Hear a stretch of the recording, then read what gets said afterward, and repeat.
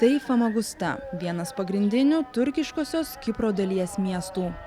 Viduramžiais statyta bažnyčia buvo paversta į mečetę, kai salą užėmė Osmanų imperija. Tuomet į Kiprą ir atsikėlė pirmieji turkai, kurie įsikūrė šalia vietinių gyventojų – Kipro graikų. Taip, nedidelėje saloje atsirado dvi atskiros bendruomenės.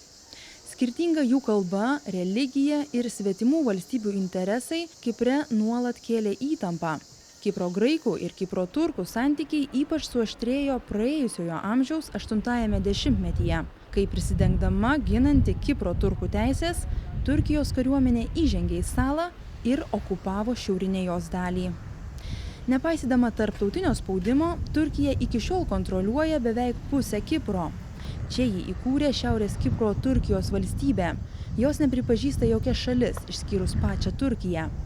Politinius valstybių santykius rodo ir vietinės valdžios priimta simbolika – skirtingos, bet kartu vienodos vėliavos. Ir nors senamiesčio gatvėse okupacijos ženklų nematyti, pavažiavus šiek tiek toliau, jie tiesiog bado akis. Tai Varoša, apleistas Famagustos priemiestis. Ženklai nurodo, kad šis objektas saugomas kariuomenės, filmuoti čia negalima. Iki okupacijos šis priemiestis buvo viena labiausiai išvystytų Kipro pajūrio zonų, pagrindinis turistų traukos centras, kurio gyventojų daugumą sudarė Kipro graikai.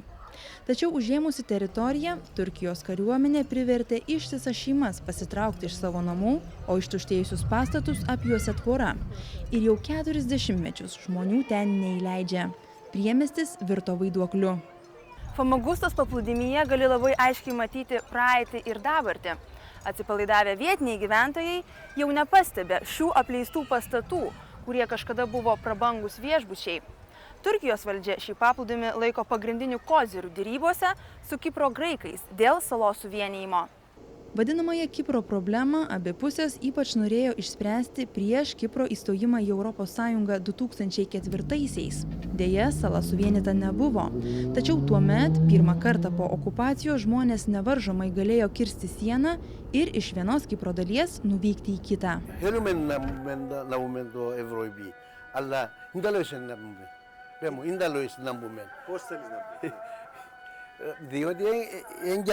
Ne Türkiye anlamı ne Türkiye Cyprus. Avrupa not. Να πάτε με τους Ελληνοκύπριους. Όχι. Ή αν κάνουν να με μίξουν, ωραία. Αλλά τώρα νομίζω δεν μπορεί. Με Χριστοφιάς, με το Δόκτωρ Derviš, νομίζω. Δεν μπορούν να πω. Pokalbiai dėl salos suvienijimo šiuo metu pateko į aklavietę, nors kalbinti žmonės ir sako palaikantis federacinės valstybės idėją. Tai reiškia, kad dvi bendruomenės turėtų atskiras vietinės valdžias, o jas jungtų bendra vyriausybė, panašiai kaip yra Belgijoje ar Šveicarijoje. The solution project is not attractive for the politicians. This is partly because of the current economic crisis. Everybody's looking on how to overcome the issues related to the economy, but mostly it's because the unification of the island requires strong political will. And at the same time, you have to put many other elements together. You have to align, for example, the attitudes expressed by our European partners vis-à-vis Turkey and its membership prospect. You have to align also the willingness of Turkey to move towards the European Union. In the momentum we are experiencing, we have exactly the opposite, the tendency towards division. We lack on all levels, and especially the political personnel is trapped by the feelings of the past. They are living in the past. Praeityje įstrigo ir visa turkiškoji Kipro dalis. Šį laukinį paplūdimį sunku lyginti su išvystyta graikiška salos dalimi. Priešingai nei pietuose, čia nėra prabangių viešbučių ir daugybės turistų. Senovės civilizacijų paveldas čia taip pat mažai kam rūpi.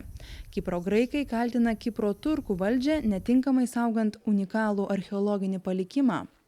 Tačiau užsieniečio akimis Kipro graikai ir Kipro turkai šiandien turi daugiau panašumų nei skirtumų, o ir pagal išvaizdą dažnai neatskirsi, kuriai bendruomeniai žmogus priklauso. Taigi esminis klausimas, ar patys salos gyventojai, o ypač politikai, nusiteikia pripažinti, kad abi pusės sudaro vieną tautą. Specialiai Lietuvos televizijai iš Kipro Eglė Merkytė.